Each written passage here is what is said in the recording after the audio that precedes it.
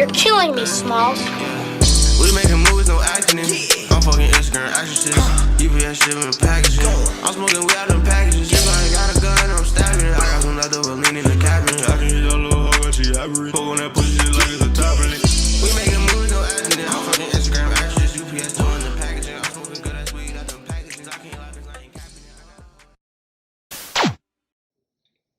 Welcome back to the DNA Podcast. It's your boy D. It's your boy Antonio. Let's get to it. This week we're going to discuss black sitcoms, the ups and downs through the years, our favorites, least favorites, and the state that they are in 2022. Where do you want to start at? Let's go back in time, and let's go with the beginning of black sitcoms. What's your earliest black sitcom that you remember? Shit, remember them all. I used to watch them with my grandma. I used to watch Good Times, The Jeffersons, Sanford and Son, good sitcoms. The Jeffersons, still top notch. So the Jeffersons is the one that they were in Chicago, right? I can't tell you the date, but the one where he called everybody honkies. He called all the white people honkies. The moving on up one. Yes. Yeah. Okay, so the mom in that show is actually the bad guy. If you think about it, all the bad stuff that happened to the family is caused by the mom. I think you're thinking of Good Times. Or maybe it's Good Times. It is Good Times. Good Times. My bad. I wouldn't get those two mixed up. So like, they're literally opposites, like no bullshit. Good Times are poor as shit. The Jeffersons, they rich as shit. That's right. That's right. I think that's why I like the Jeffersons so damn much. Though I was already less than others in real life. Fuck, I wanted to watch people on TV about that. But no, let's skip over to that point. No, she was like she literally was the antagonist in Good Times. And I literally had a random moment. I watched like a little clip on, I think it was maybe it was on YouTube, maybe on Facebook, on Twitter, but it was like basically explaining like every bad situation that the family found themselves in, she was at the root of it. Because she did typical female and movie stuff. Well, typical female that weigh nigga down type shit in life. Because like it'll be simple stuff like so they're broke as shit, living in a 1-bedroom apartment with like 8 people. Oh, don't take that job. You'll be away from the family too long. Family's the most important thing. Bitch, we're poor. like that reasoning is so stupid. And the episode that I always think of is like the episode where the son is basically getting a scholarship to be a painter. Mm-hmm. And like, yes, the money was a little dubious, but like, they definitely banked that up to be way more than it should have been. Yeah, well, like. And it was like, you could have took the money and still been true to your art, true to yourself, yada, yada, yada. But y'all needed that money to get y'all out of the hood. It comes to a point where I'm sick of everybody making it seem like the end-all, be-all is not selling out or always liking something. Yeah, when you have the luxury of already having money, the most important thing is getting fucking money, and then you can start painting for fun again. Writing music for fun again. Like that message, and as we speak of this, most people will be like, yeah, that's your son. Most dumb niggas agree with that message. Like, most dumb niggas would, I'm not doing it unless I do it my way.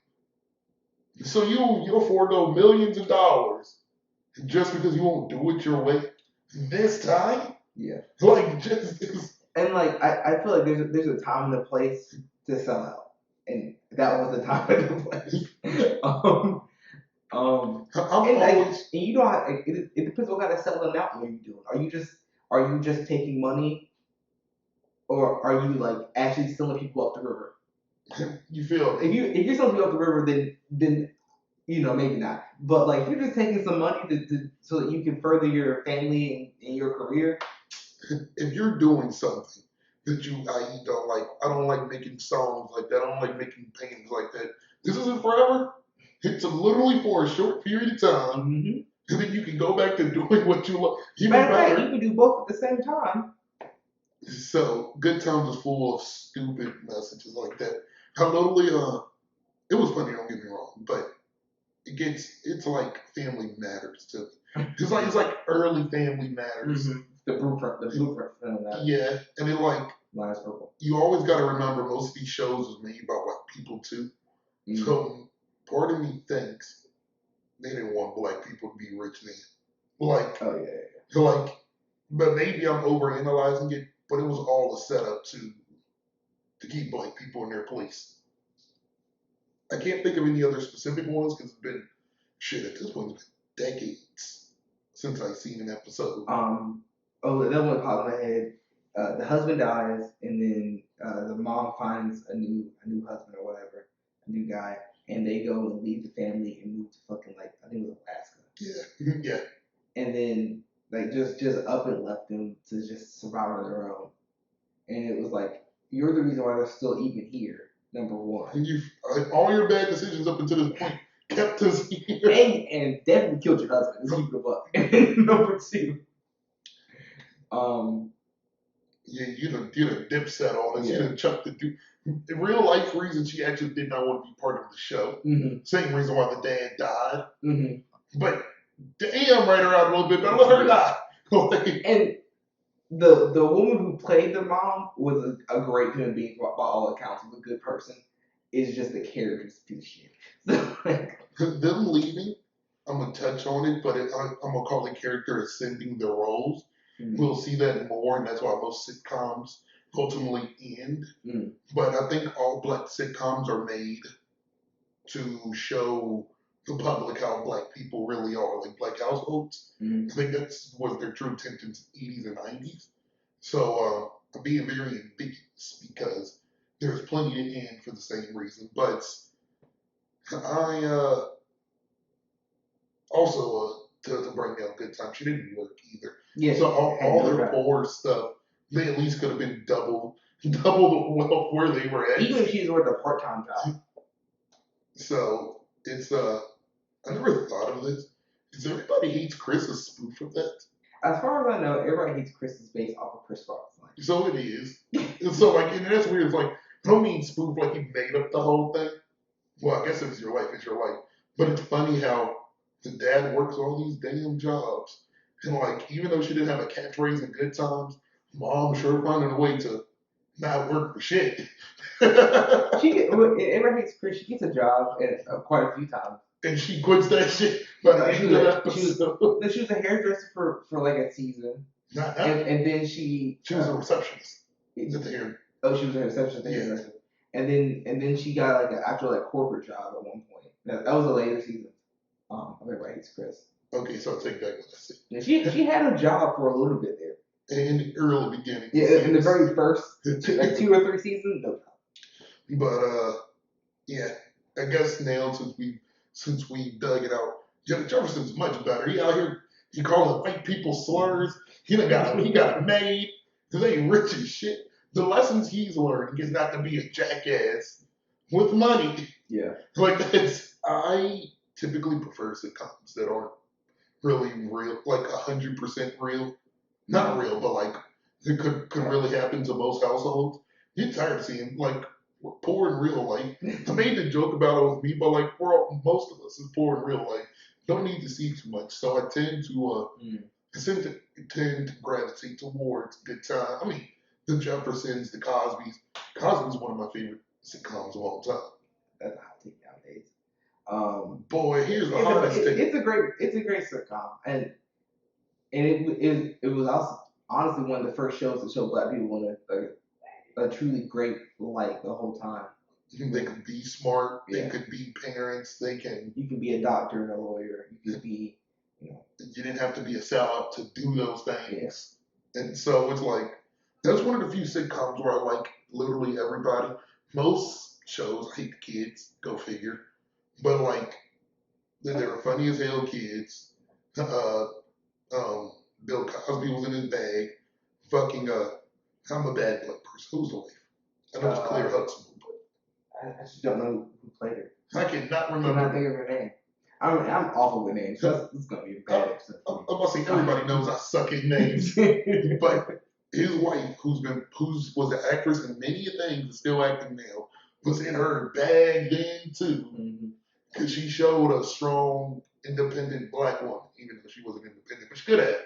Yeah. Well, Well, I think it was what it was. It showed that you can be a strong, independent black woman, but not be a man hater. If that makes sense. You know what I'm saying? She still had her man's back the whole time. I'll never forget when this was one of the first episodes I seen. I think it was, God, it's been so long since I've seen it. How long since the damn allegation came out? But the light skinned one. So I think that was Denise.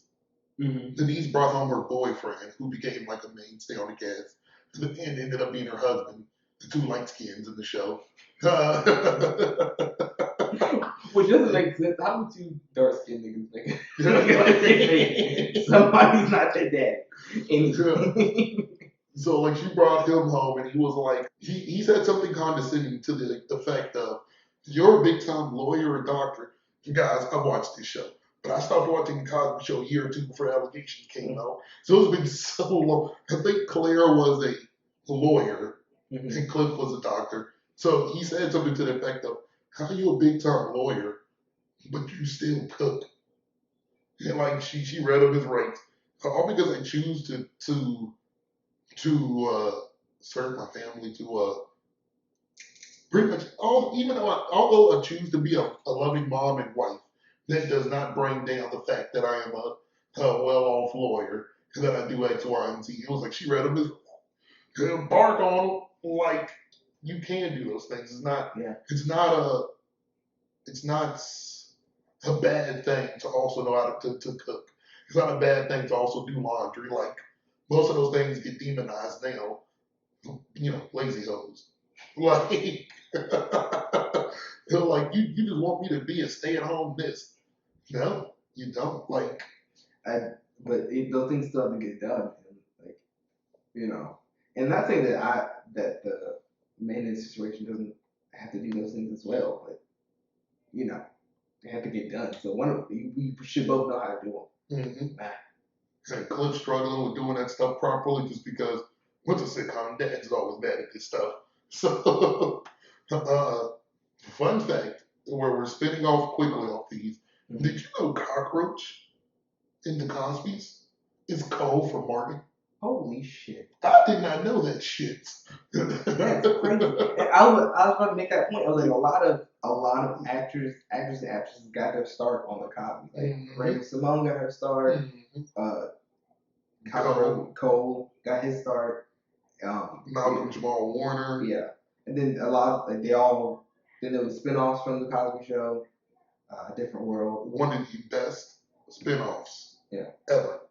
I think probably the most successful sitcom spinoff that ever, at least black one to ever be. I didn't even know it was a spinoff for the longest. Yeah, I didn't realize it until I was way old. How about that? I had to be at least in high school when I realized. I was 11 or 12. It was only because y'all got to work with me, people. I was watching the Cosby's as a kid. So watching most shows like this, then this is when Fresh Prince was on, Martin, the Cosby's. Of course, it's not new for them to use their names in the show. So when it was, who the fuck went to college? It wasn't Denise. Was it Denise? It was white one. Yeah, so Denise went to college, and so it was like her name was still Denise. Her real name must be Denise. Why we're on the fourth? I didn't think that that's for facts the first show spinoff that I've ever seen them get written off of the show. Like, oh, I'm going to college. I thought it was gonna be an episode of we got to see some shit. She's about to go to college up the street and still be in every episode. Oh, so this is her in college. Oh, and then when she would come back periodically, I just thought she got kicked off the show or some shit. Fixed everything that she fucked up. So it was 11 until before I realized, oh, they the same Denise. Yes, nigga, they the same Denise. Hell, they the same name. Yeah, well, it took me a lot longer because I don't think I really watched A Different World. I really, really watched it till I got to maybe freshman year of high school. So I probably watched a few episodes growing up, but then I didn't put two and two together until much later. I never understood what spinoff really was, because for me it's like, oh, spinoff, so it's the same show. but different cast. So it's like, oh, if you spin off from the Cosby's, you're just gonna have your own family. How the hell was I supposed to? How the hell was I supposed to? My little young ass mind supposed to process.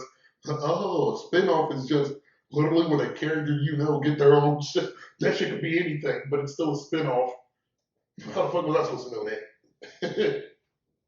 But a different world, iconic as well. I like living single more.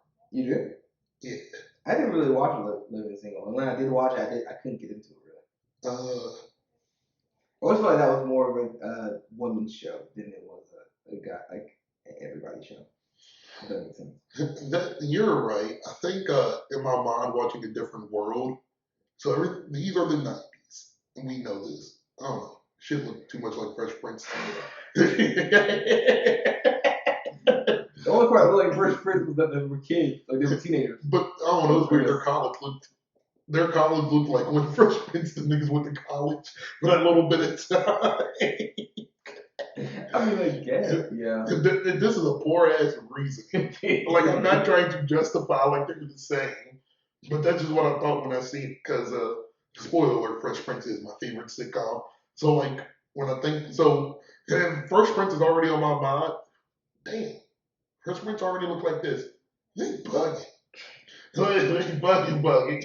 But I used to think living single in a different world was the same thing, too. When you're just up at 3 in the morning just flipping through some shit, hard to tell. Especially like if I don't get to see the intro. For some odd reasons I would never catch the intro. I would just be halfway through the show. Okay,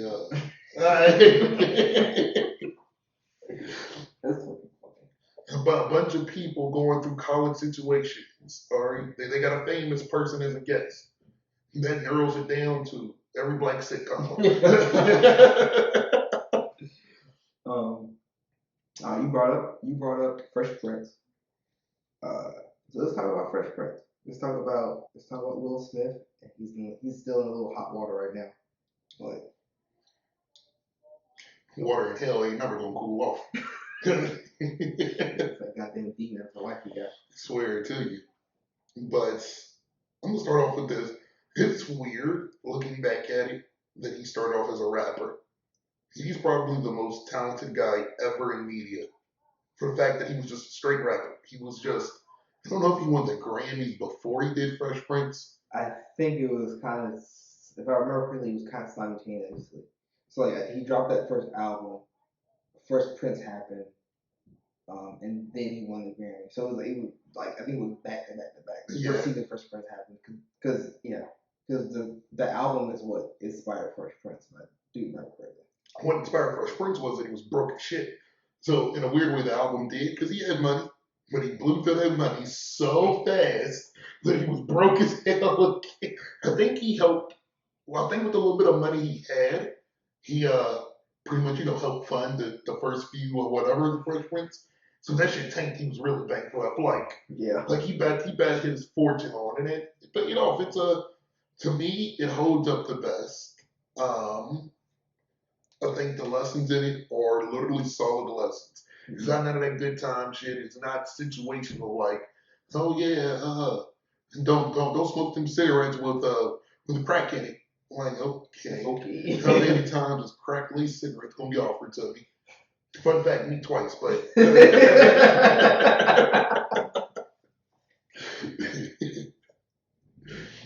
you say the funniest shit. I swear to God. But if he had said one time, they had me once, twice. And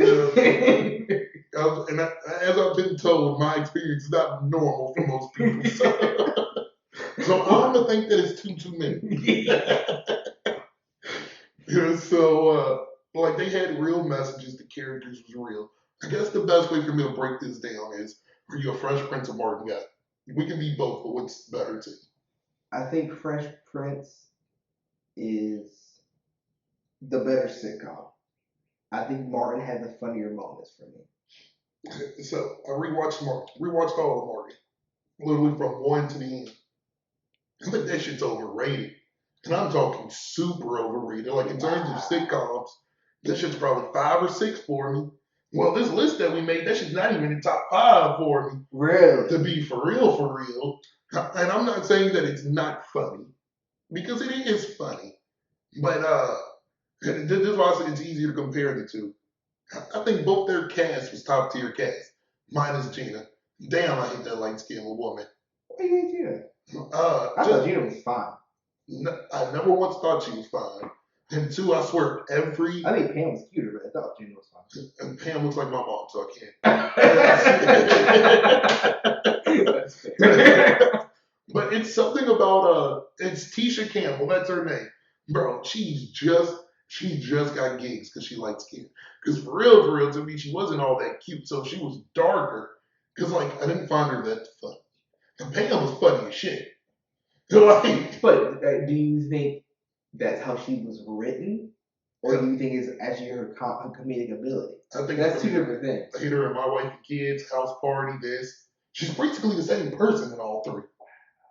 Like, basically, she's just light skinned girl with a few quips that some, I guess, niggas do find it funny, but I'm not niggas. Wow. But outside of that, cast is top tier. But this is where, like, and this is huge points away.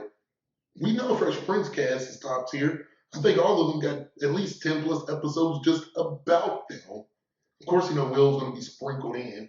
Mm-hmm. But I was telling Elijah this. Name me a time when on Martin that the B character had the A storyline. I can name you plenty of times. Well, the A storyline, not a storyline. These. Yeah. Everything Martin did was the A storyline. Not every time. It was every. There was quite a few episodes where Gina and Pam were the main storyline of the episode, and then there was quite a few episodes where what's the stupid friend thing? I just forgot something. Tommy, yeah. Cole.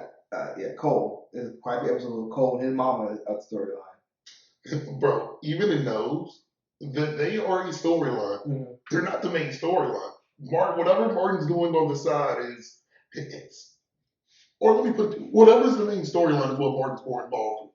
So it's like, oh, if he's going to go handle Tommy and Cole's situation, yeah, that's the main. But it's because he's there. Mm-hmm. He's every damn side character. And I'm not mad at it. 1, because it was his show. And 2, I'm not going to pay a bunch of niggas to be recurring all the time. But why couldn't they have had some side characters? So some reoccurring people. They were funny as hell. They were this and that. And then some people will look at it like, oh, you're just nitpicking this.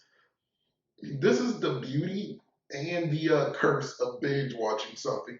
When you see it, you see it. And it's just, this guy was egotistical as hell. Which actually turned out to be the case in real life. Hence why Cole was not at their wedding. Because he actually had to blow up with Martin Lawrence in real life. And hence why him and Gina are not in the same scenes in season 5. Because she had a lawsuit against him at that time. So they actually couldn't be on the same lot at the same time. And stuff that you know. I didn't realize that. So it's just like, the more you know. Yeah, like I knew that going in. So I just wanted to see how obvious it was. Oh yeah, all the episodes like when they were on the cruise and Gina was stuck at the gift shop. Times that she had to go back home to her dad just out of nowhere.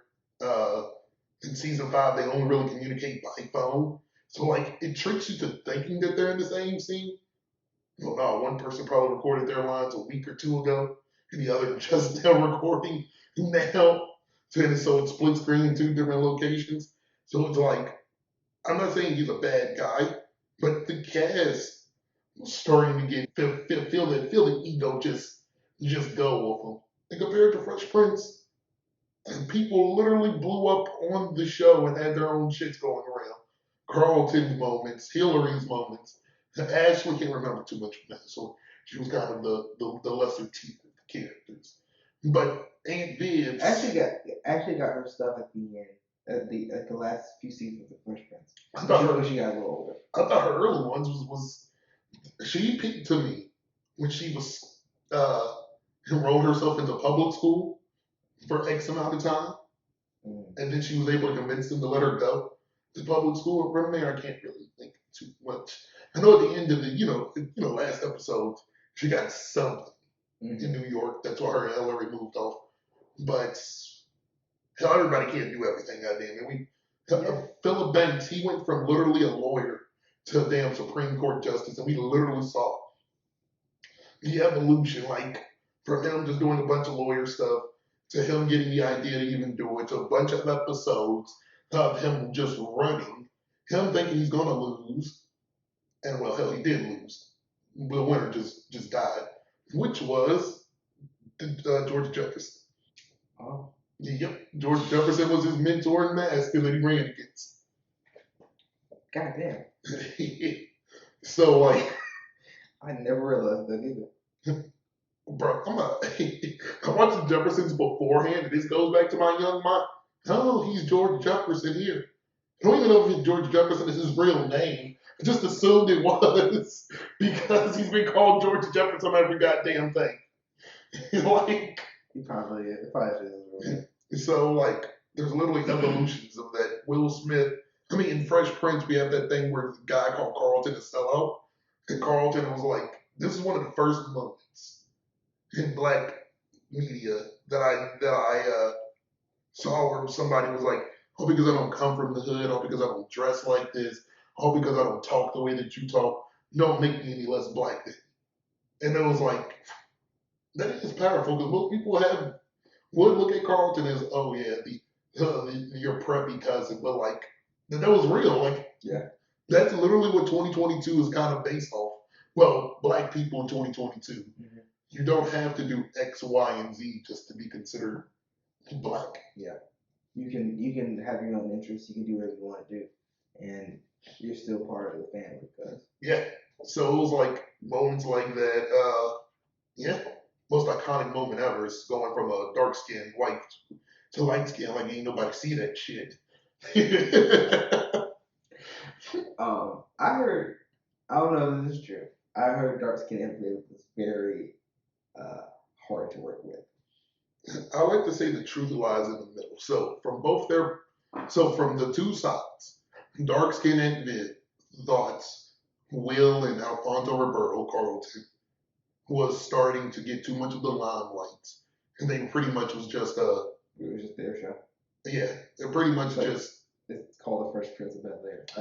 Sure. It is his show. Yep.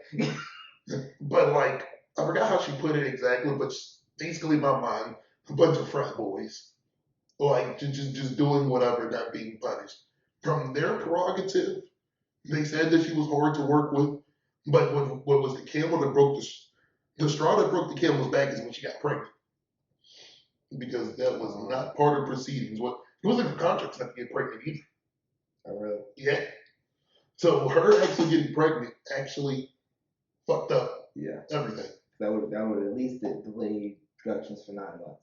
And well, you might be able to record for the first 2 months. And it introduced a character that they never had any intention on. So like, also like this trope of when kids come, but they're never nowhere to be found or they age weirdly. No, this was literally just out of just keeping and making sense. Like they wasn't going to introduce a miscarriage.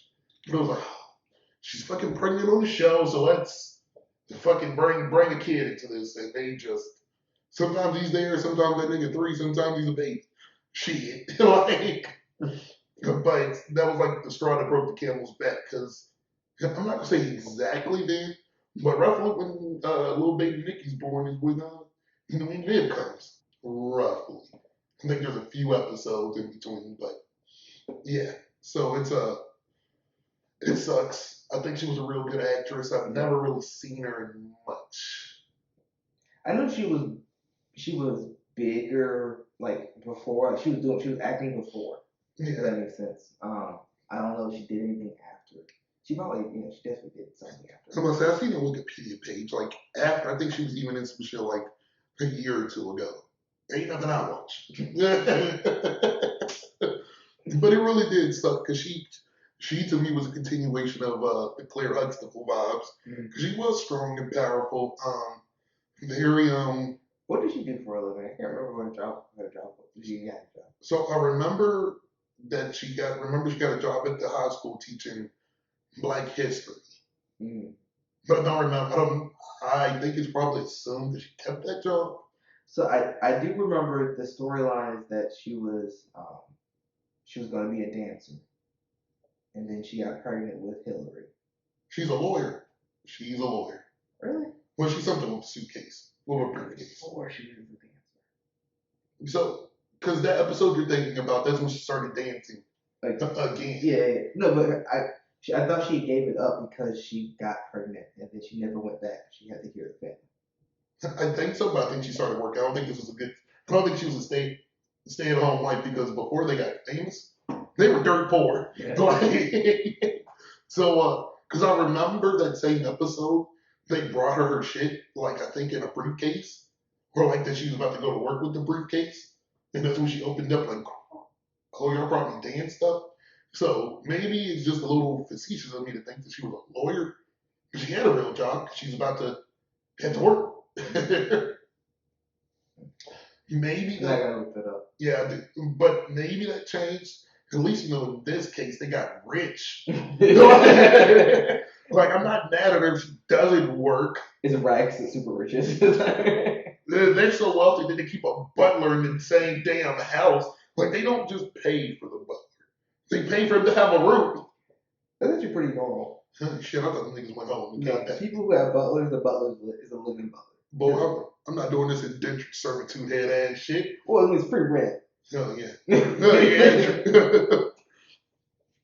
How did I forget Jeffrey? Jeffrey, the most OG fucking butler of all time. The only butler I can really think of. But that's my guy. He made being a butler not look demeaning. Okay, so I'm about to talk about a non-black sitcom, but the butler from you see The Nanny? Oh yeah. She ain't do shit though. Like I said, I think Jeffrey and that butler are the same character. Oh yeah. And when you said the nanny, I thought the nanny was the butler. No, she was the nanny. She was a nanny. Oh yeah, there was a white butler. He did not give a damn. Yeah, He did. it's the same character. Being a butler. I wonder which one came out first because they definitely saw that idea. I am pretty certain Fresh Prince was up first. I When the don't nanny know. came out like in I think '92. the nanny came out first. Really? Let's see. I was looking at Fresh Prince. Who put that name? They stole that butler idea. Yeah. But you know, that's what the YT people do. Yeah, they stole that idea. That's crazy. But yeah, those are my points. Like, it's easy for my points to go against Martin, which I don't knock why people love. Because, like, this is legitimately funny. Shanae is funny as shit to me. Like, the player from the Himalayas, funny as shit. But Play. I say that all the fucking time, and everybody knows what I'm talking about. I said it before I knew what the fuck it was. I thought there was a rapper that said that. But also we gotta talk about going back to Martin. Martin had a fucking A-list guest characters. It's like it's kind of outrageous how A-list that they were. Like Biggie Smalls, Snoop Dogg, and this is Snoop their Dogg, prime. yeah. Like this isn't years after whatever. I think Doggy Style drops when Snoop was on. Mhm. Well, B.I.G. was never not in his prime, Yeah. but when he was alive. So I can't think of I think that's the only time I've ever seen B.I.G. outside of interviews. Yeah, Like, I don't think I've ever seen them do a. Yeah. So like that alone is like a time capsule moment. I mean, I don't think I remember. What other famous people was on Fresh Prince? It was a bunch of people. They were just so kind of not throwaway in a sense, but like Quincy Jones, but he helped make the shit. And you go back and watch. It's been a decade since I've seen Fresh Prince. Yeah. But there was a bunch of people I didn't know back then in the '90s. As I got older, I know who they are now. So like in Martin, if I would have watched this 10 or 15 years ago, we know who no damn Tommy Hearns is. And I only figured out who that was recently. Well, 2 or 3 years ago. Yeah, it was a bunch of people who I wouldn't have known then, but I know now. I just knew they were famous when they come out scenes. Woo yeah! And it's weird because I don't think they did that every time on Fresh Prince, not to take away But and I think they just wanted you to mentally figure it out. I know they had a young new Captain America, Oh. Uh, Don really? Cheadle. Oh, Captain America? That's not Don Cheadle. Who's Captain America? That's Oh no, he wasn't on there. I don't know why the fuck I thought Don Cheadle was the other Iron Man. War Machine. War Machine. Yeah. He had a bunch of young, like I know young Chris Rock was on there. Hell, young Chris Rock was on Martin too. It was a bunch of people. Like it's hard to just go down, but Martin's felt more impactful. Mm-hmm. I want to say that they were higher tier. Like if Will Smith was working with BA minus tier, Martin was scoring A plus tier, back to back to back to back.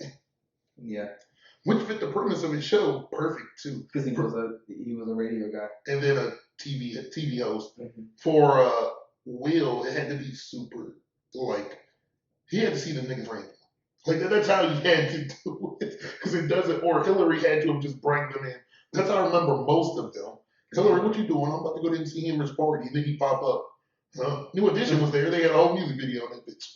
I don't think that was New Edition. I think that was Bell Biv. But yeah, like it would have to be on-off stuff like that. Yeah. But Martin's will have more structure just because, oh yeah, we can easily write them on. Nobody could ever make sense on fuck you got all these people to this little raggedy ass. Raggedy ass party. But I'm gonna be honest with you too. Before I really paid attention, I thought Martin was in Chicago. Martin's in Chicago. No, it's Detroit.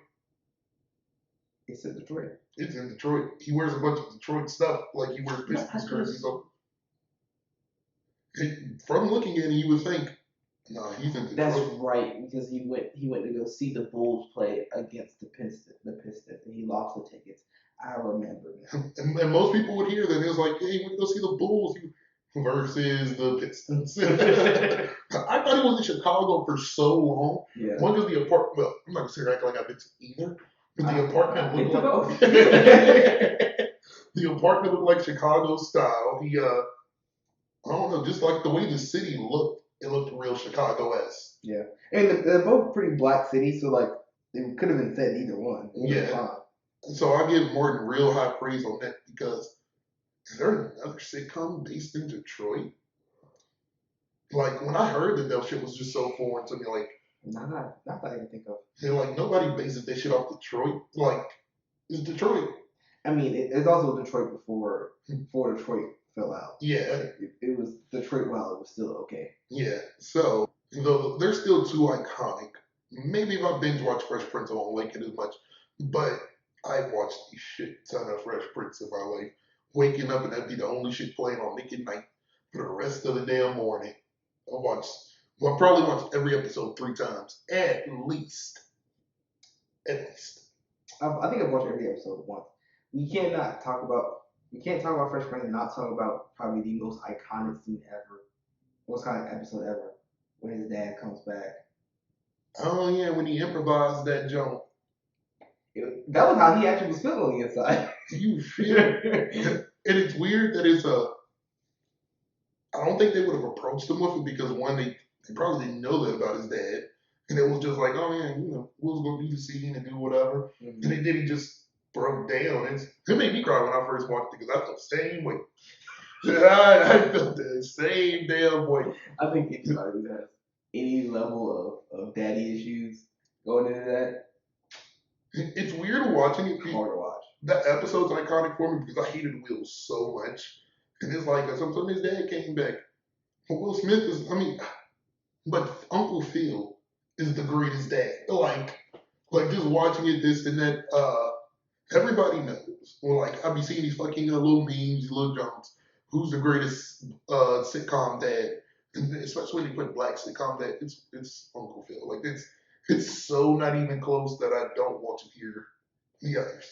I mean, Terry Crews. And he was a good dad. Uncle Phil was. Terry Crews took care of the family, yes. But he was still a cheap bastard. He was an unnecessarily cheap. See, that was the thing. He would go out his way to be cheap. He was a great dad, but he was more funny than just real. Uncle, like, he told that real shit.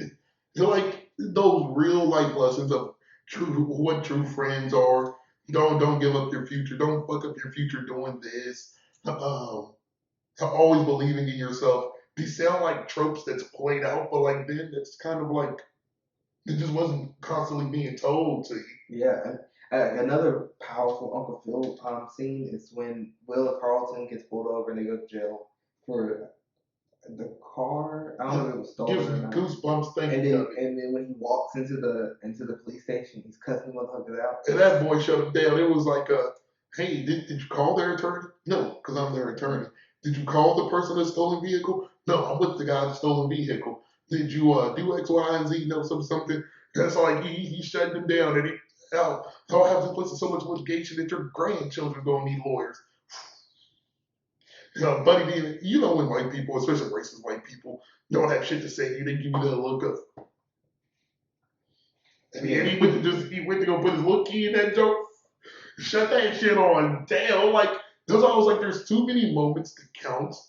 But why Uncle Phil is just he's a bug. Like, and he didn't seem fake, even though that they're fake rich. Like they did some ungodly rich stuff. He wasn't cheap. He wasn't cheap to be cheap. He wanted them to know that hell, y'all were born poor.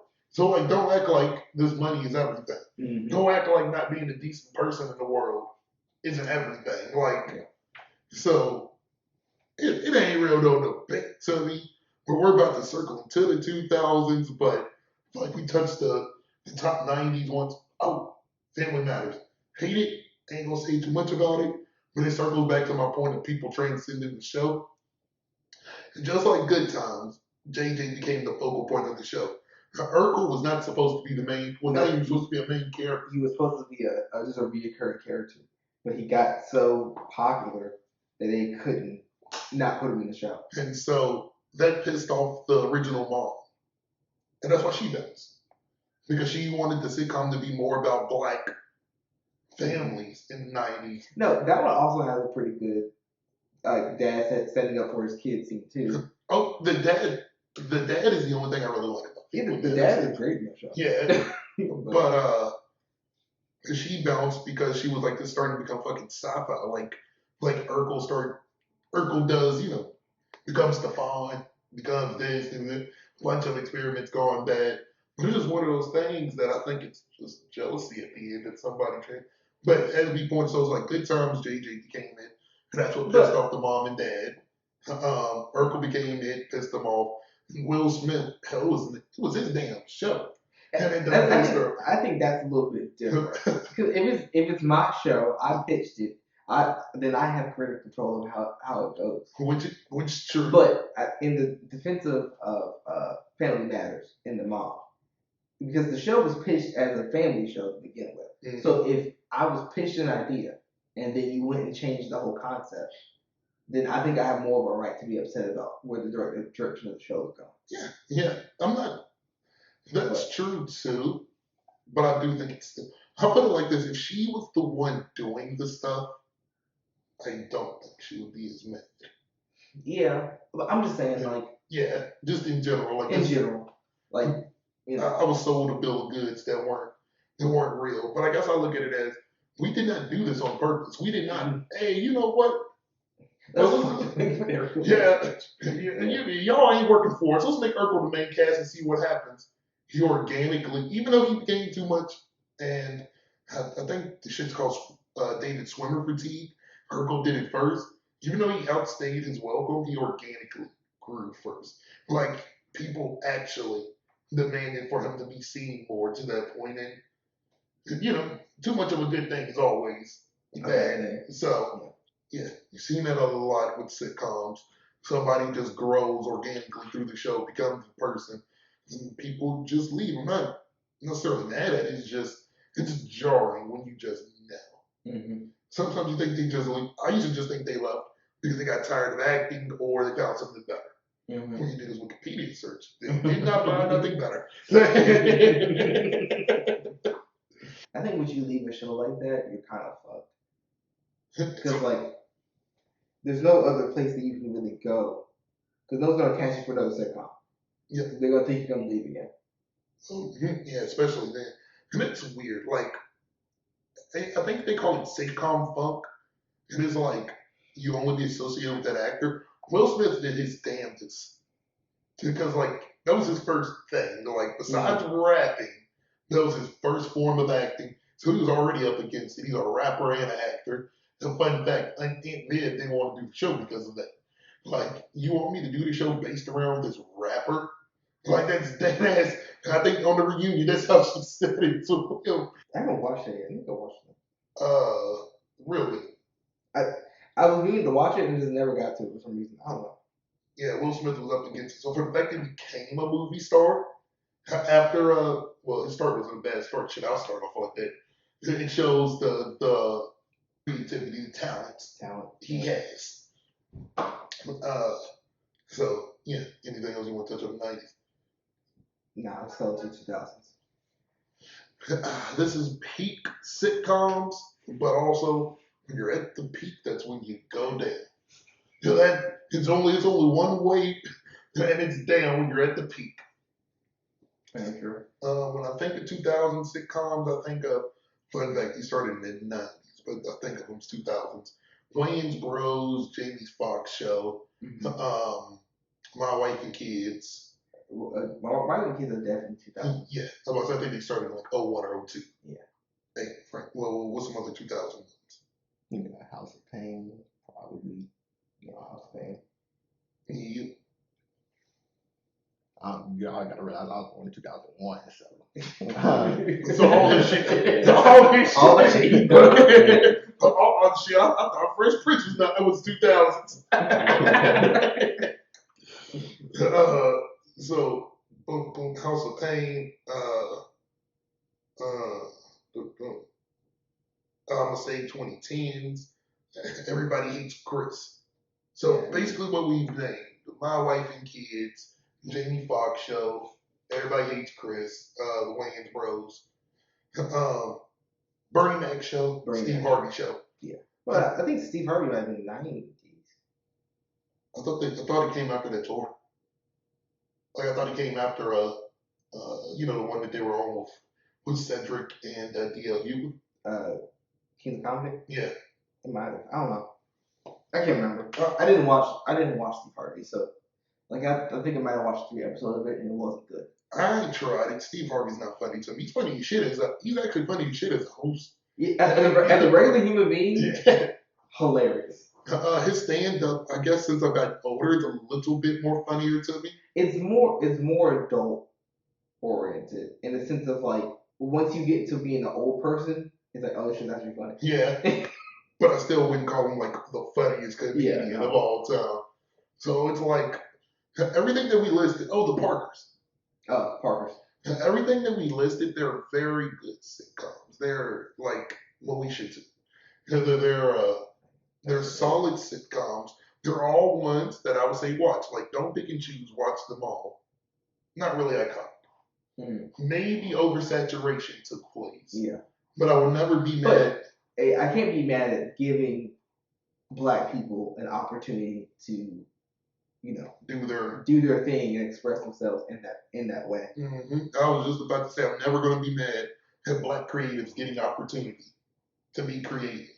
Yeah. And putting out decent content. Like even one thing it was garbage. Yeah. But actually putting out solid content is important. And I think so. Like whenever oversaturation happens, it's hard to be really creative, especially when you're doing a Black sitcom based on people's lives. So just running through the 80s and 90s, we had Poor Family. Shit, that covers about 70% of Black people right there. We had Rich Doctor, Rich Lawyer, Raising a Family. Boom. Family. Like upper middle class. Yep. Boom. When we saw it from a poor kid that became rich, with his rich family, but still struggling with the poor people. I guess not poor people problems, but Black people problems through high school and college. We had just a normal, Black group of friends in their 20s in Martin. Like they were just normal Black group of friends in 20s. So it's kind of like we covered a lot of bases there. Yeah, you covered from the poor of the poor to middle class, to upper middle class, to super rich, from family to friendships, kids to friendships. Yeah, like it's hard to do some different shit when it's kind of already been done. great. Like not done well, not done just to be done. It's been done great. Mm-hmm. So like everything that we listed up, they're different in their own way. Like my wife and kids, she grew on me. It's funnier. I hate the later seasons, but there's only so much you can do with the black sitcom family formula before it's just another black sitcom family. And I actually really like My Wife and Kids. I watched a lot of it. I don't know why I watched so much of My Wife and Kids. That shit was everywhere. Yeah. Now they definitely got paid because it was syndication everywhere. Yeah, it is true. I guess that's what it's like when the sitcom is actually running, then and not just getting paid for repeats. But like that shit was literally everywhere. Because I did not like it at first, but like it'll be like, so it's between this or some shit on Adult Swim. Go to Adult Swim. My wife and kids it is. Yeah. Fun fact, I hate My Wife and Kids when Junior starts to get older. Don't know why, but like him just getting treated like a kid when he's a grown ass man. Didn't he end up having like a baby? Yeah, he got his girlfriend pregnant. He had a baby. They were living in the garage. Him still being treated like just a dumbass kid and acting just like a dumbass kid. Don't know why. Turns me off. Like it's one thing when he's actually a kid, but him just not growing is just I don't know. I don't know why that one thing sticks out to me so much and just because he's the focal point of the jokes. So you take him away, there's not a lot of jokes anyway. But it's just like, come on, bro. That nigga has a son, so stop treating him like he's a complete and utter dumbass. Well, I think the idea was they actually tried not to treat him like a dumbass. He was just a dumbass. That was the thing. Like there was quite a few episodes where they were trying to make him be a man, and he did step up quite a few times. Yeah. But like, the idea was like he's actually stupid.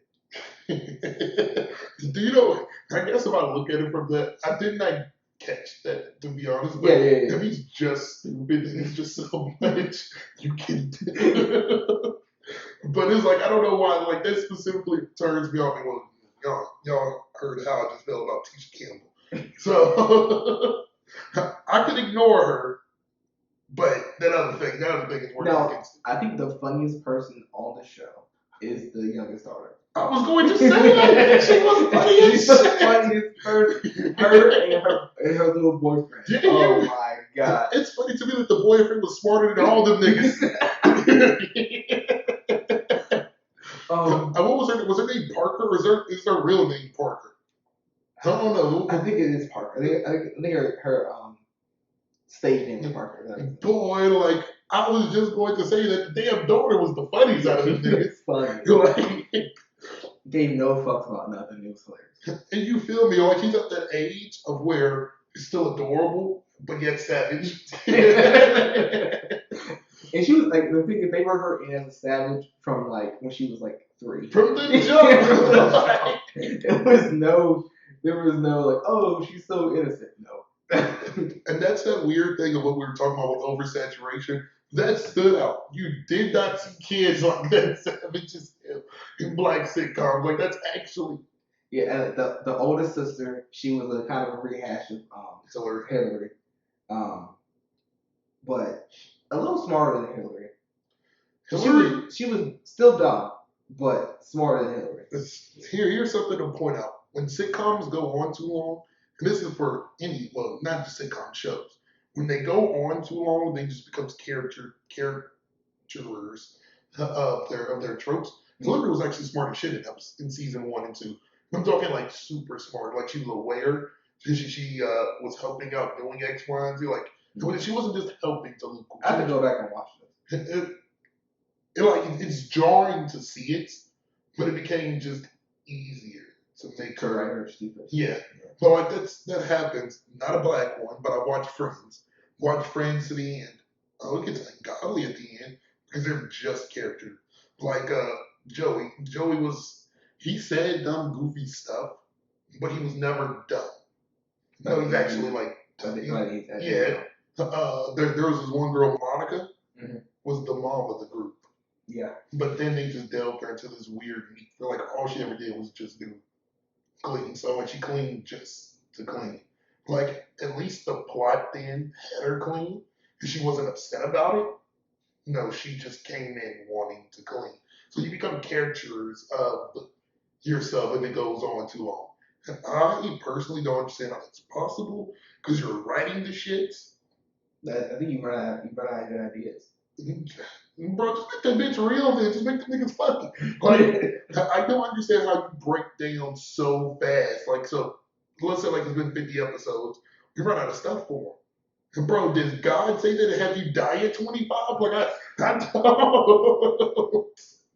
Yeah, I forgot why he said it specifically. I know we were talking about My Wife and Kids. Who became a character? Well, you said that about Hillary. Yeah, Hillary. The daughter of My Wife and Kids, I think she was done from the jump. Yeah. Yeah. But also, everybody forgets this, but the daughter was dark skinned at first. That's all I remember her as. No, because I think it was like 5 episodes in, they changed it to the light skinned girl. The daughter at first. That's wild. Part of me wants to go back and watch my own, like, My Wife and Kids that much to go do that. But I don't know where you can stream it at, to be honest. Yeah, there's always a way, but that bitch probably don't like Peacock. Don't let me go looking for something on Peacock and Paramount Plus. So it's streamable. It's all on those two. I'd be damned I'm paying for what I paid for now. I'd be damned if I pay for shit like that for one or two things. Nope. But run through a few of them. Like Moesha's solid. Brandy, cute as always. The Parker's super underrated.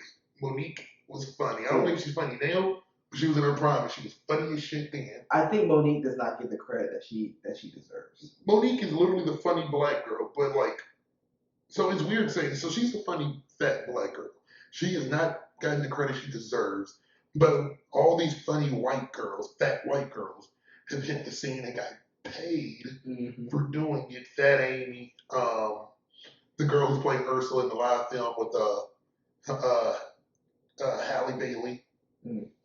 Can't think of her name, but she was in Michael Molly. Yeah. There's been others, so fat white women.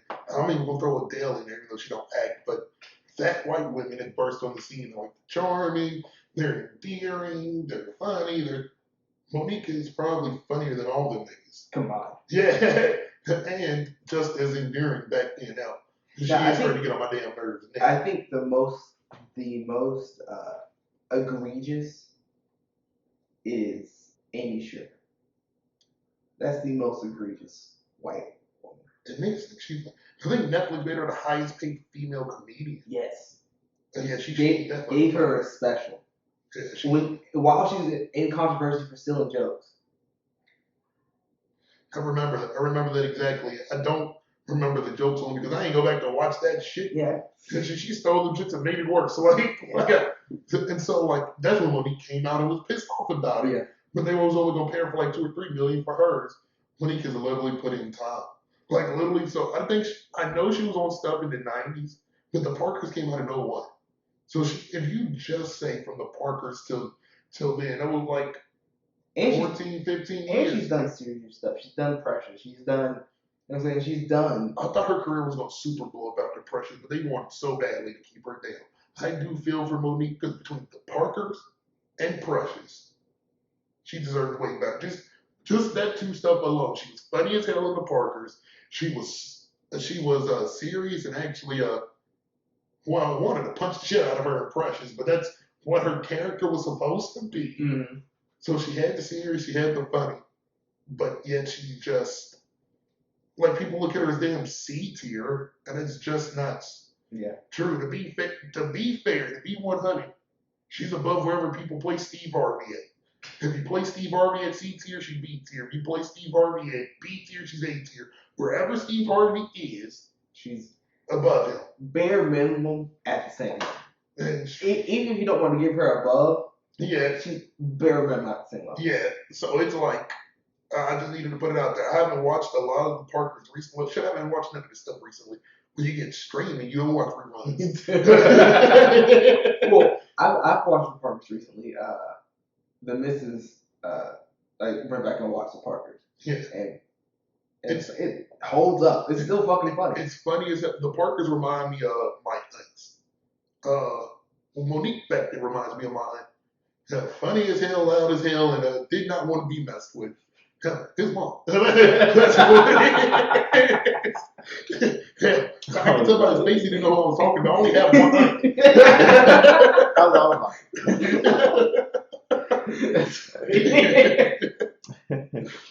But like no bullshit, when I see young pictures of Monique, that I swear to you, I go straight to that. It was just like, I don't know, it's her hood stuff. Like it's just the hood side that comes out. My favorite is in Welcome Home, Roscoe Jenkins with Martin Lawrence. Martin Lawrence got his ass whooped, and she pulls up laughing. Typical black women thing to do. Kick you while you down. Like the nigga already got a damn titty on his head for getting his ass whooped. And I heard you got your ass whooped. I had to come see if it was true. They start talking shit. He pretty much alludes that she's a hoe. She get out the car, she pissed. You pulled up on me? What are you pissed about? You initiated cop. Then proceeds to beat the hell out of her. That's stereotypical hood women stuff right there, bro. You had no reason to say that shit to me. And now that I hurt your feelings, we gotta throw them things. I don't know why that stands out so much to me because I don't know. I've been in those same situations. But the Parkers, Moesha, the Wayans bros hated it growing up, have a huge appreciation for it now, mainly for Pops. Yeah. I think he definitely carried the show for me. But also the security guard. The big guy? The woman. Oh, yeah, she was cute as hell. Really? You thought she was cute? I don't know. Maybe I'm thinking of a different security guard. She wasn't ugly by no means. Like, but she definitely gave me like mom vibes, not like Danny vibes. Don't give me the name, give me the picture. Oh yeah, this is Craig's mom and Friday. Yeah. Oh yeah, it wasn't her. No, there was a white security guard first, and then they wrote her out, and they brought her in. Yeah, it was her first. Never seen her. Yeah, it's probably the first season. But it's all. I have a better appreciation. I like to think that that's the start of Granddad in the Boondocks. Yeah. Hey, we can circle off. Maybe y'all don't. We put it just because. Wait, what time we? Hour 5. You gotta run through this quickly. The Boondocks we consider a sitcom because by all metrics, if it's not animated, if it wasn't animated, it was a sitcom. Yeah. Fire as hell. Probably the second best sitcom of the modern era. Yeah. I think it's like on the cusp of being a sitcom for me. It's like sitcom-esque. I think it's too smart to be a sitcom. It's a little too like it's structured like a sitcom kind of, but it's not a sitcom. If that makes sense. Yeah, I was about to say because it gives messages like sitcoms, but the messages is so entrenched that you can miss the message completely. Like sitcoms, like the end on the family getting around, the patriarch of the family. The patriarch is it the dad? Mm-hmm. The patriarch of the family. Who's telling you the lesson outright, like I just didn't watch the show. Like just in case you missed it. Yeah, just to put a bow on everything. But in the Boondocks, you could like people like Uncle Ruckus. People do not really understand why Uncle Ruckus was made. Like they're like people don't see that there's literally archetypes to every character. Like don't get me wrong, it's funny because it's funny, but like it's not funny by accident. They weren't trying to just be. Mm-hmm. I will argue that they weren't trying to be funny. They were trying to be woke, but they knew that won't just gonna make it on TV. So they made it funny. They put their message there first, and then they covered it. Well, I think woke messages in general are easier to digest if they're funny. True. Like if I can make you laugh first, I can make you think. Yeah. But that's the whole concept of comedy anyway, True. right? Well, good comedy. You should be able to laugh at things that shouldn't be laughable, Mm-hmm. and then make you think further into those topics and subjects. Yep. I rewatched the Boondocks. I rewatched it twice since freshman year of college. Damn, that bitch is just like, I don't know, it's just, when you know, and when you're just watching it, it's just like, damn, this message is so damn deep. It's so deep that it's a travesty that it stopped. Like, we only got like 3 or 4 seasons. 4 seasons. About 11 episodes each. Damn thing easily should have had like 100. Just because, like, that's one of those things that's, because it was based off of life and it was showing a message. Shit, there's always messages in life, so every episode is a real thing that happened. I swear to you. And if not, bro, the thing that gets me is the damn that fried chicken flu. Boy, I swear to God, mind you, it happened years before COVID. I'd be damn. It was that Popeye's chicken sandwich.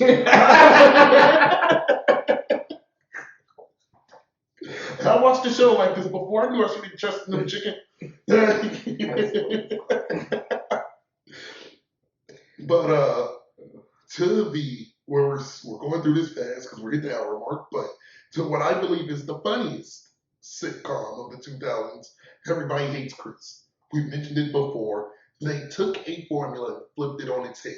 It's everything that came before it, and it's nothing to come before it. It is a poor family. Somehow they're rich enough to buy this damn apartment in New York. Well, they used their savings to buy the house. And so it's like, so we have the poor family. We've seen it before. The family dynamic is different. You have not seen a matriarch like Rochelle. This is the reason why I don't look at Tisha Campbell in a way, because Rochelle is exactly like my mom. To a T. When I told my mom that, all she does is laugh about it. if they laugh about it, it's not true. But she knows that I'm talking like there was a specific. Every time Rochelle does the no, you're not going to do that because that's going to lead to you missing school. And the more you miss days, the more backed up you're going to get. The backed up you get, you're going to start failing classes. When you start failing classes, you're going to drop out. And then when you drop out, you're going to start doing drugs. You're going to be doing drugs with X, Y, and Z, and then you're going to have a baby. I ain't raising no babies. Okay, sure. My mom used to do that shit all the time. She stopped doing it some time ago, I think when I left for college. But she used to just say it, and I used to just sit. All right. I didn't even follow any of that. Another thing that connects you, your mom and Rochelle. This is your mom like turtles? Yep, love turtles. Like everything about she loves Patty LaBelle too. I'm telling you, like this is on me. She's exactly my mom. The only funny thing is one that me and Chris was, I think we were roughly the same age when the show was going on. It's just funny to realize this was based off of him growing up in the 80s. You know, like I'm like dead ass. My mom loves James Brown, loves Dreamgirls. My mom she's exactly like, right. The only difference is my mom didn't have the man, so she had to work the 2 jobs. And I tell people this: imagine Rochelle working 2 or 3 jobs. How mean is hell? she would have been. That's awful. Who? So like they had that. Like Rochelle alone took it to a whole nother level. But then you had Julius. Never. In most shows, the man is laid back, go with the flow, and we'll find a way to get through it. You've never seen somebody so cheap. I think that was the funniest part about the show. He was cheap about stuff that didn't make sense. It was only funny because something serious could be going on. It could be like, hey, Dad, I'm trying to go send this girl a love letter. And then he'll help him something. I'm about to go, oh, wait. You can hand deliver that. This is about 12 cents worth of stamp. Like, it'll just be something like it would be something that you could easily blow past and not think about. They make sure to have emphasis. He's cheap as hell. Another funny part about the show is the fucking teacher. Oh my god. Miss Morello. Miss Morello. She was so racist. Bro, do you know what is so bad? I don't even know how to classify her. Because, like, She was dating a black guy. That's the funny part. She loved black guys. But she loved fucking niggas. But she was obviously racist. That's why I was like, she was racist. I'm not sitting here saying she wasn't racist. But it's so weird that she wanted to like black people. So she wanted to like black people so badly that she was racist. Well, I think it comes down to like the fetishization of black people. I mean, that was kind of the vibe of the storyline. The bully was iconic. Caruso. It's the stuff that he said. He said 80s things that only you can get older and know because we didn't grow up in the 80s.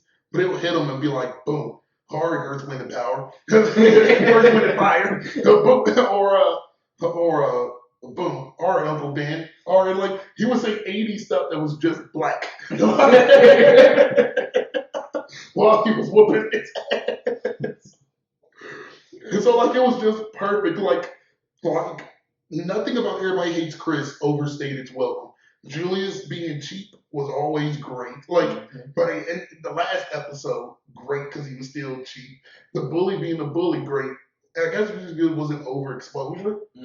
Just seeing the one-offs. Like, there would be episodes where you don't see the bully to the very end. I'm talking like the last 30 seconds. Getting went through shit. You feel me? And just the family dynamic too. We all had that female in the family. It's not even my sister, but I only have one female cousin that annoyed the hell out of me. Like Chris, you've never seen the younger brother be better than the older brother in everything. Yeah.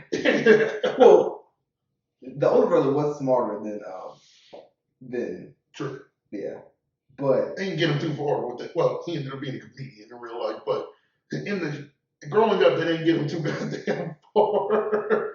And so it's just, you never see the sitcom like that. They took everything that you knew and just did their own thing with it. I think the racism is the real part too. Like, racism is implied in Big Times, it's implied in the Jeffersons. because it's even implied in like Fresh Fresh Prince Prince and Martin. and Martin and stuff like that. You don't see it. It just happens like It's in your face. Yeah, like that's and I put that in top 5 sitcoms just because hell, Julius is iconic. Everybody knows when you send that little picture of Terry Crews in that damn work outfit, you know what? Bro, I'm getting my cheap on. I can argue that Rochelle is more iconic for Tina Arnold than Pam. You know she was in it. What? Gina. She was Peaches. Oh yeah, she was. Yeah. That's the one role that I found her absolutely funny. I am talking absolutely funny. Well, she probably actually got to be able to be herself. Maybe so. I was gonna say like she just wasn't cute. Like she just wasn't the cute girl on the show. Oh yeah, she was the ghetto girl. They should have had more Peaches. From Chris's point of view, most of the stuff that we watched in sitcoms, her lead character was always a player, a Mac, or always got the girls. Chris couldn't get shit. When he did get girls, he never did well. You feel me? Fucking Urkel, that nigga Urkel had fucking the light skinned girl who looked better than the dark skinned girl. Maya, that was her name. Shit, even Urkel had hoes. This nigga Chris could not catch a break. There is a sad note though to Everybody Hates Chris. The last episode, he's going to get his GED. And so like it's just like damn, so, I don't know why he got his GED because he graduated high school. He went to do something. Like I think he skipped college or did something. And so it was like it ended well. They were all in the restaurant and his test scores came back and they all laughed or whatever. Somebody asked Chris Rock, why did it end there? Chris Rock in his real life, he dropped out of school. Like everything in the show, like all the racism and all this and that, actually got too much for him, and he actually, his mom let him drop out. So it's like, well, we know how it ends for Chris Rock, so it's pretty good life. But it's like, damn, that's actually sad. Yeah. And so he was just like, yeah. His dad ended up dying a little time, like I think he said within that year. And so he's just like, it's just better to end it there before we go down a real dark path. And so yeah, it's kind of sad here because it's like, damn, the real life Julius didn't get to see Julius on the show. He probably would have been weak.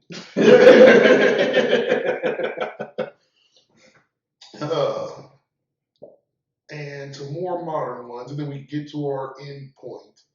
More modern ones, Blackish, Grownish, and Abbott Elementary. All solid. I mean, I haven't watched Grownish, but I've watched Blackish and I've watched Abbott Elementary, Jesus Christ, and solid. I think Abbott's probably the best one to come out in a long time. Since everybody hates Chris Abbott, is the best. And it's funny that they had the same character. Oh yeah. I don't know why I'm thinking this like I didn't just see it. Oh yeah. That's how you can act. He's actually acts so well in it that I don't think of him as Chris. Yeah. I can't think of his name, but I know during the show I call him by his name on the show, and not just Chris. Most other people I just call him by their name, like Terry Crews Julius or whatever that nigga on. Oh yeah, you remember when Terry Crews and the white girls? He's Julius there too. It's Tyler James Williams. Tyler James Williams. Then nigga was on some Disney show doing something. Man, get Chris's ass up out of here. I think that nigga had like a burner on the show. Boy, I know you seen that meme when it was like, I think it was Tyler James Williams. It was Bow Wow and somebody else holding guns. When all the soft niggas get guns after high school.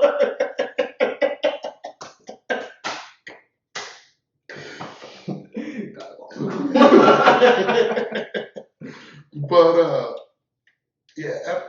Let me start with Blackish. Blackish is great. I've seen some black people not like Blackish. I think that's weird. Because people don't like Blackish because they think it's racist. Because of the way that he feels about white people or the white stereotypes that he had. This comes to the disconnect in the world we live in now. Because I used to feel that way about white people. Still feel that way about white people. You're just the older version of me. Something, oh, well, you win something. I come from the hood. I come from, Elijah, you're here, so most people don't believe this. In our neighborhood, there was no white people. There was not a single white person in our neighborhood. If there was white people, they were crackheads. That's not being funny. That's not innuendo. That's fact. So I have a different opinion of the world to other people. So like I connect well with Blackish because it's Drake. But if you grew up rich, if you grew up higher middle class and got to, oh yeah, I played on my soccer team. We went to, I didn't go to public school, or if I went to public school, I went to the good public school, and this and that. This is not the same life. Most black people think because we're black, we all struggle the same, or if my life isn't hard, all black people's life isn't. No, the people in my neighborhood life is still 90s and 80s hard. There's still that type of racism. So it's like Blackish, seeing the hate for Blackish kind of upsets me because like this is coming from a perspective of, and he always says it, a perspective of somebody in the hood who's adjusted to you know, being wealthy. Mm-hmm. So it's just like, I don't know, I hate when black people take up for white people so hard. Yeah.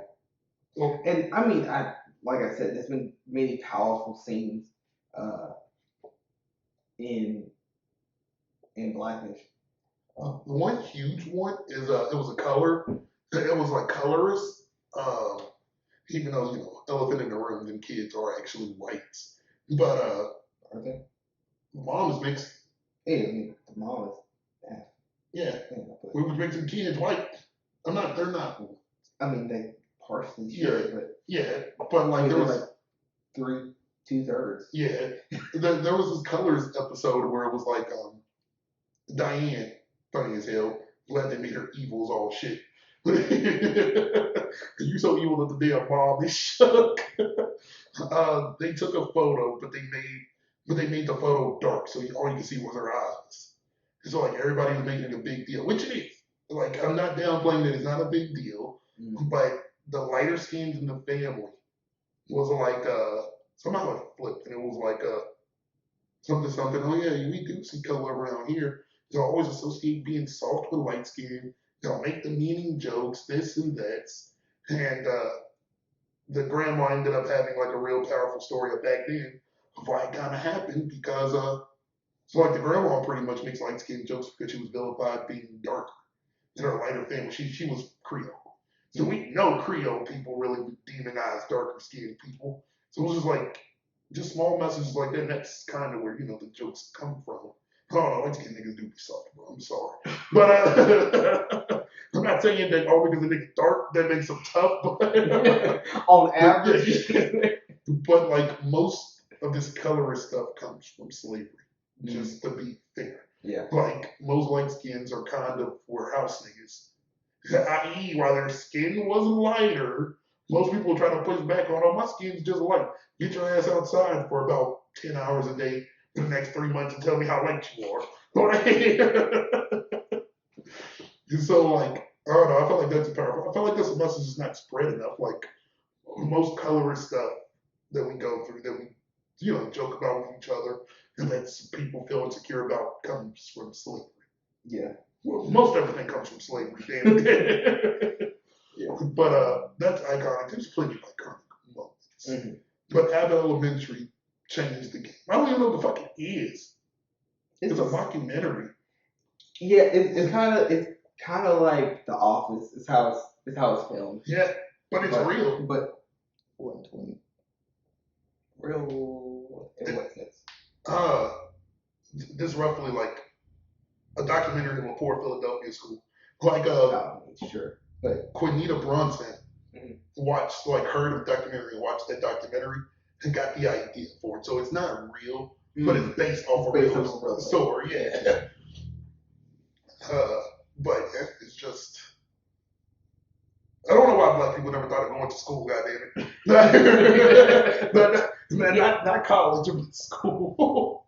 Yeah, I think that was I think it's a fresh take on the sitcom genre. If that makes sense. Yeah. Like it's not a rehash of the old, what we've seen for the last 20 years. You gotta put emphasis that it's poor and it's in the hood, just because them kids are not as bad as I thought they would be. Because kids in my hometown is bad. There's this place called Roanoke. Everybody heard of Roanoke. My mom used to work in the city school. Them niggas was bad, cussing out teachers, fighting teachers. Like, the stuff that you see, so it's funny because it's also real. Like, this is not by accident. Once again, some people watch this show and was like, kids don't act like that. Poor ones do. Schools ain't that bad.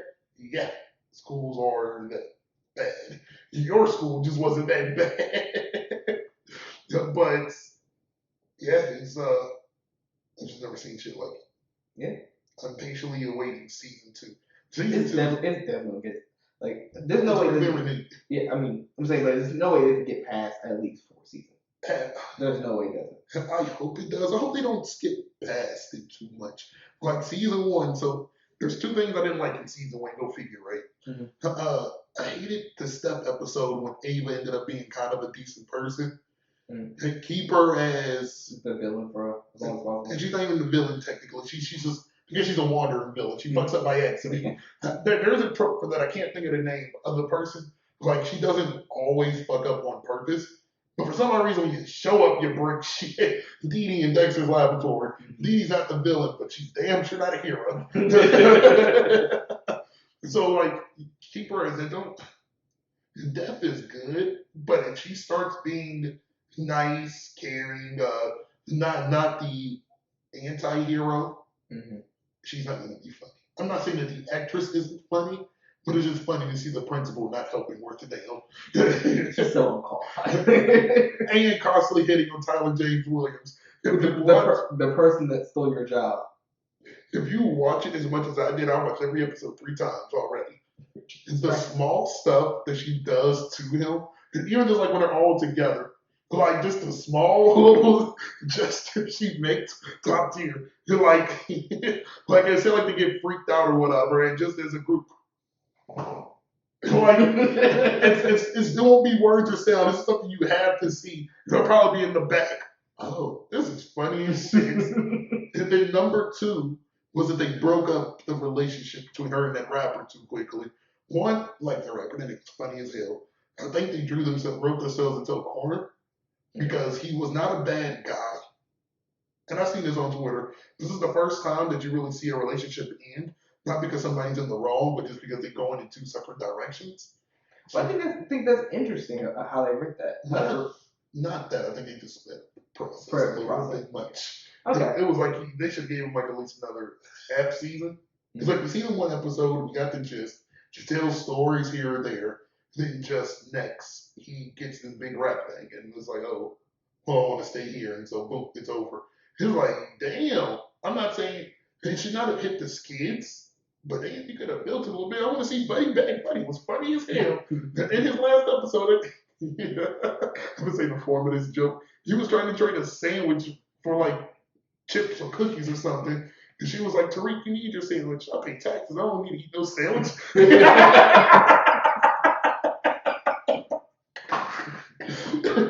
Like, it's just so stupid. Or he keeps track of the kids. The way I move, you move just like that. But somehow he noticed the kid was missing. But that's top tier stupidity, I'm telling you. You're like, it's enduring. You're like, I like him so much, and I'm sad that if we see him back, it's either going to be a foil to her and Chris's relationship that's obviously going to happen, or he's going to come back as a bad guy. Mm-hmm. Which I think it'll be kind of cool, like in the sense of like, if they bring him back, it's going to be like, they're just now starting to get serious in a relationship, and now your old fling pops back in. And that is a trope, but still, it's like, it's a... I'm pretty sure he's going to pop back in with his shit together. Mm-hmm. She never once said she didn't love him. Mm-hmm. It's just that, one, they were dirt poor. He was even poorer than her. They weren't dirt poor, but he was poor. Yeah. But I think when he pops up, this record contract is going to be great. It's going to be lucrative. He's probably going to sign something else because that's for a year. So I imagine that we're not going to see him next season or towards the end of the season. Don't know how fast that shit is going. Season 3 probably when it comes back. Or in season 2. Yeah, and so it's going to be like, oh yeah, I've done this, and that, and I'm ready to come back to Philly, settle down with you. Like, all the holes that you had in his character is gone. Like, and so that's where I think they're going to go with it, which I am okay with because I just want to see him again. It's just like, damn, I don't know. But he should have been a teacher. He should have been what the bad teacher looked like. Like, that's my guy. Even the white guy, funny as hell. Nervous around black people but have a black boyfriend. He's not nervous around black people. He's nervous around people. Black boyfriend. Works at a black school. Black boyfriend, a sneakerhead, like shit. Like, the tropes are there. The tropes is amazing. Mm-hmm.